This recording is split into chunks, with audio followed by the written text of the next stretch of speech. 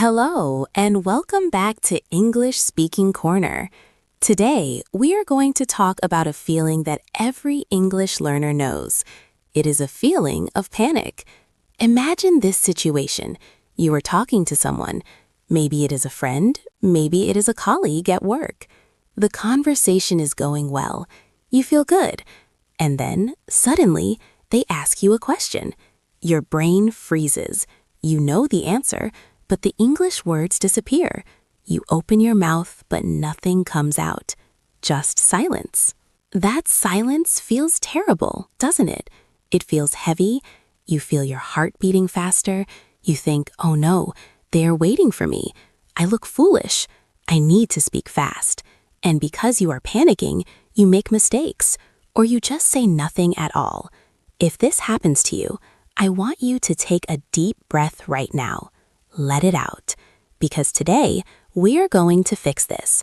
We are not going to fix it by forcing you to speak faster. We are going to fix it by teaching you the art of the pause. I am joined today by Mark, who has been working on this exact skill. Hello, Mark. Hi, Sarah. Yes, I know that feeling of panic very well. I used to think that being fluent meant speaking like a machine gun, fast, loud, and without stopping. Exactly, Mark. That is a huge myth.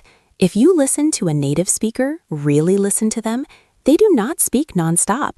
They pause, they think, they hesitate, but they do it in a special way. They use what we call filler phrases or bridges. Today, we are going to learn the thinking time technique. We will give you specific phrases you can use when your brain goes blank. These phrases will buy you time. They will stop the awkward silence. And most importantly, they will make you sound calm and confident, even when you are searching for a word. So get your headphones ready. We are going to practice this together. We will speak slowly, and we will leave quiet spaces for you to repeat after us.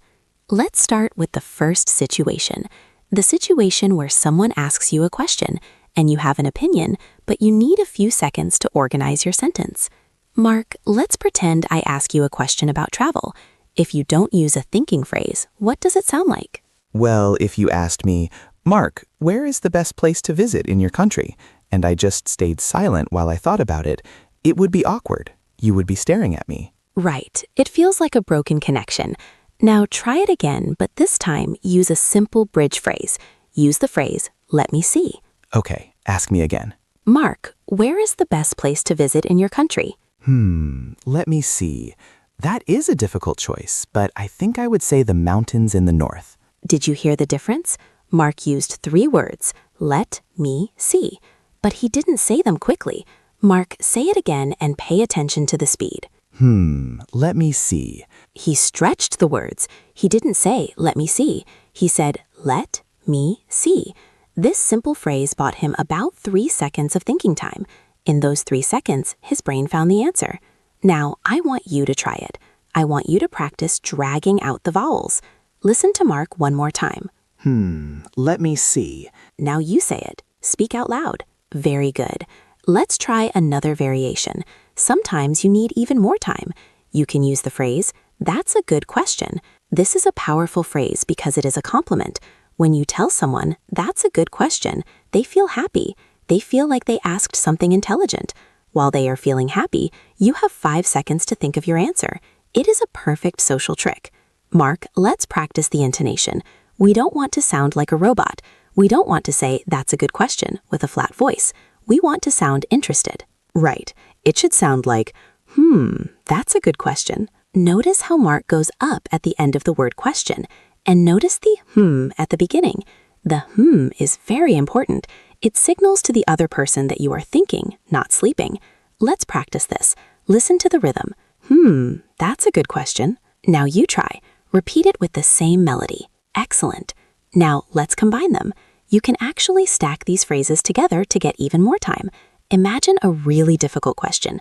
Maybe someone asks you about your 5-year career plan or your opinion on the global economy. You need time. Mark, try combining let me see and that's a good question. Okay, it would sound like this. Let me see. That really is a good question. Wow, that was almost 8 seconds of speaking, and you didn't actually answer yet. but you sounded completely fluent. You sounded in control. That is the secret. You are taking control of the time. You are not rushing. I want to try a simulation with our listeners. I am going to ask you a question. It might be a little difficult. I want you to use one of these thinking phrases before you give your real answer. You can say, "Let me see," or "That's a good question," or even, "Let me think about that." Here is the question. What is the most important lesson you have learned in your life so far? Pause now and use a thinking phrase. Did you do it? Did you say, let me think about that? Or did you just freeze? If you froze, that is okay. Rewind 10 seconds and try again. Force your mouth to use the bridge. Now, before we move to the next technique, I want to remind you that if you are enjoying this calm way of learning, please make sure to subscribe to the channel. When you subscribe, it helps us create more of these practice sessions for you, and it helps you build a daily habit of speaking English without stress. Let's move to the second common pain point. This one is very frustrating. It is when you know a word, but you cannot find it. It is on the tip of your tongue. Oh, I hate that feeling. It happens to me even in my native language. I know the word, I can see the object in my mind, but the sound is gone. Exactly. And when this happens in English, learners often panic. They stop and look frightened. They start snapping their fingers, saying, the thing.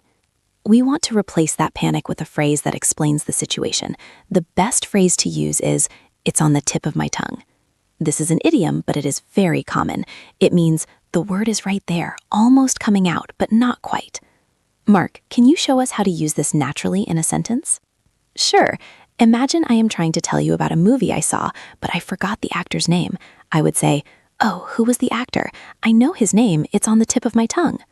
Notice that Mark is not apologizing. He is not saying, "I am sorry, my English is bad." He is just stating a fact. He forgot the name. It happens to everyone. Let's practice this phrase. It has a nice rhythm. Tip of my tongue. Listen to the connections. Tip of my tongue. Mark, say the full sentence slowly. It is on the tip of my tongue. Now you try. Repeat it. Very good. Another phrase you can use in this situation is, "What is the word I'm looking for?" This is great because you can actually say it to yourself, but out loud.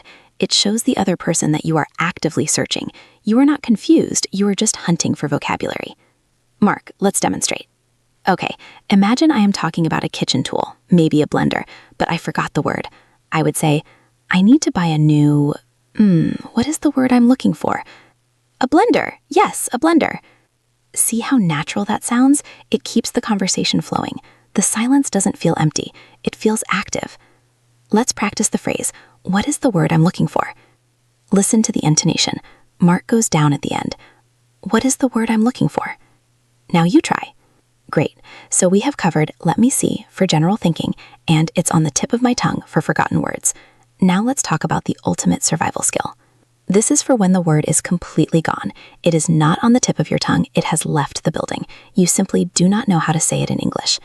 In the past, I would just stop talking. I would feel defeated. I would pull out my phone and use a translation app. We want to avoid the translation app if possible. We want you to stay in the English zone. The technique here is called the paraphrase. This means describing the word using other simple words that you do know. You can use two very powerful sentence starters here. The first one is, "It's a kind of," and the second one is, "It's used for." Let's try "it's a kind of" first. This is useful for categories. For example, if you forget the word violin, you can say, "It is a kind of instrument."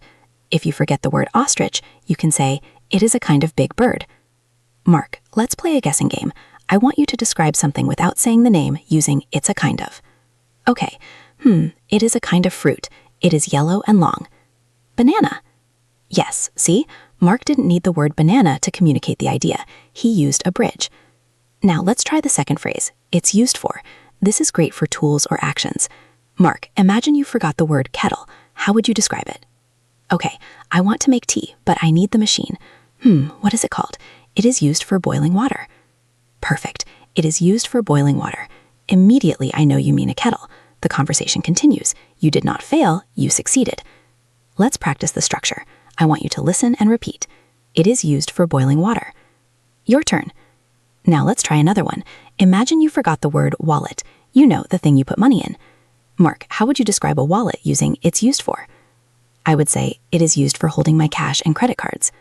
Simple and clear. Listen and repeat. It is used for holding my cash and credit cards. You try it. This technique is so important because it gives you freedom. You realize that you don't need to know every single word in the English dictionary to have a conversation. You just need to know how to describe things. Now, we are going to put all of this together. We are going to do a full simulation, a role play. We are going to pretend we are having coffee together. I am going to ask you some questions. Some might be easy, some might be harder. I want you to focus on one thing only. Do not answer immediately. I want you to force yourself to use a filler phrase, even if the question is easy, even if you know the answer instantly. Use a filler phrase just to practice the habit. Mark will go first to show you how it works. Mark, are you ready for your coffee shop interview? I am ready. I have my thinking phrases ready. Okay, Mark. So, how was your weekend? Let me see. It was actually very relaxing. I just stayed home and read a book. Nice. Notice Mark didn't just say it was good. He paused. He took control. Question 2 for Mark. Mark, are you planning to go on holiday this summer? That is a good question. I haven't decided yet. I am thinking about going to the beach, but flights are expensive. Perfect use of that is a good question. Okay, now it is your turn. I am going to ask you the questions. I will leave a long pause. In that pause, I want you to say a filler phrase out loud and then give a short answer. Are you ready? Here is your first question. So, what do you usually do to relax after work? Did you use a phrase? Did you say, let me see? If you did, well done. If you answered too fast, try to slow down on the next one. Here is your second question. What is your favorite season of the year and why? Good. Maybe you said, that's a good question. I think I like autumn. Let's try a harder one. I want you to pretend you forget a word in this answer. I'm going to ask you about your job or your studies. I want you to use the phrase, how do I say this? Or, it's on the tip of my tongue. Here is the question. What exactly do you do in your job or school? That was a bit more acting, wasn't it? But acting is good practice. If you practice saying, how do I say this? I work with computers. Then you are building a safety net. Let's try one more. I want you to use the description technique. It's a kind of, or it's used for. I'm going to ask you about a specific object in your house. Pretend you don't know the name.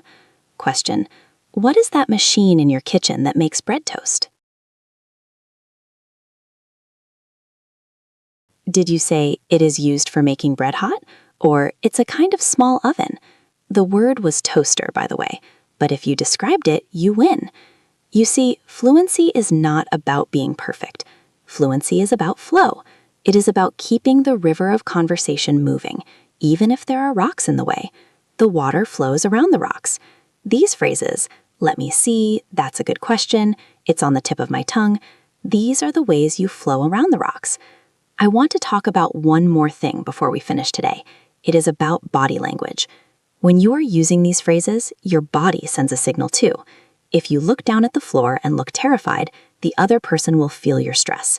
But if you look up or look to the side and make a thinking face, the other person relaxes. Mark, what does a thinking face look like to you? Well, usually I look up and to the right. I might slightly squint my eyes, and I might nod my head slowly while I say, Exactly. The nod is very powerful. If you say, let me see, while nodding your head, you look like a professor thinking about a complex theory. You look intelligent. If you say, while looking at your shoes, you look lost. So try to combine the physical action with the words. Look up, nod slowly, say, let me see. It changes how you feel inside. It changes your confidence. We have covered a lot today. Let's do a quick recap of the toolkit you now have. First, the general thinking phrases. These are for when you need to organize your thoughts. Let me see. Let me think about that for a second. That is a really good question. Second, the memory rescue phrases. These are for when you forget a specific word. It's on the tip of my tongue. What is the word I'm looking for? It has slipped my mind. And third, the description phrases. These are for when you need to explain an object. It is a kind of, or it's used for. It looks like. My challenge for you today is simple. You don't need to go out and have a terrifying conversation with a stranger immediately. You can start small. I want you to talk to yourself. Yes, talk to yourself in your room or in the shower. Ask yourself a question, like, what do I want to eat for dinner? And before you answer yourself, practice the pause. Say out loud, let me see. What do I want for dinner? Do this 5 times today. Get comfortable with the sound of your own voice hesitating in English. If you can get comfortable with the hesitation when you are alone, you will be much calmer when you are with other people. Mark, do you have any final advice for our listeners who are afraid of the silence? I would say, remember that silence feels much longer to you than it does to the listener. To you, 3 seconds feels like 3 hours. But to the listener, 3 seconds is just a normal breath. Don't be afraid of the quiet. Fill it with a gentle and take your time. You deserve the time to think. That is beautifully said. You deserve the time to think. Speaking English is not a race. It is a connection. Thank you so much for practicing with us today. This was a different kind of lesson. We didn't learn a list of difficult grammar rules. We learned how to manage the moments in between the words. If you found this helpful and you want to continue building your confidence with these calm, guided sessions, please remember to subscribe to the English Speaking Corner. Share this episode with a friend who gets nervous when they speak. It might be the exact tool they need. Put these phrases into your pocket. Use them today. Be kind to yourself when you speak. You are doing great work. Until next time, keep listening, keep shadowing, and don't be afraid to take a moment to think. Goodbye for now. Goodbye, everyone. Speak to you soon.